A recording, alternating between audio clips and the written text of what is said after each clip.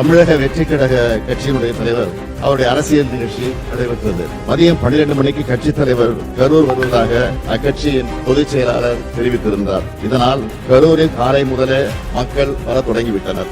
அக்கட்சியின் தலைவர் சென்னையில் இருந்து காலை 8:40 மணிக்கு புறப்பட்டு கரூருக்கு இரவு 7 மணிக்கு வந்துள்ளார். அதாவது அறிவிக்கப்பட்ட 12 மணி கடந்து 7 மணி நேரம் கழித்துதான் வந்தார். இந்த காலதாமதம் கூட்ட நெரிசலுக்கு முக்கிய காரணமாக அமைந்தது. சம்பவம் நடந்த அதே வேலுச்சாமிபுரத்தில் இதற்கு 2 தினங்களுக்கு முன்பாக மாண்புமிகு எதிர்க்கட்சித் தலைவர் அவர்கள் கலந்து கொண்ட பரப்புரை நிகழ்ச்சி நடந்துள்ளது. பங்கேற்றிருந்தவர்கள் முறையாக ஒருங்கிணைக்கப்பட்டு கட்டுப்பாட்டோடு நடந்து கொண்டனர். ஆனால் அதற்கு நேர்மாறாக இந்த கட்சியினுடைய நிகழ்ச்சி நடந்துள்ளது. வேலுச்சாமிபுரத்தில் 27/9/2025 அன்று மக்கள் சந்திப்பு நிகழ்ச்சி நடத்த அனுமதி கோரினார். அவர் கொடுத்த மனு ஏற்கப்பட்டு 11 நிபந்தனைகளுடன் அனுமதி வழங்கப்பட்டது.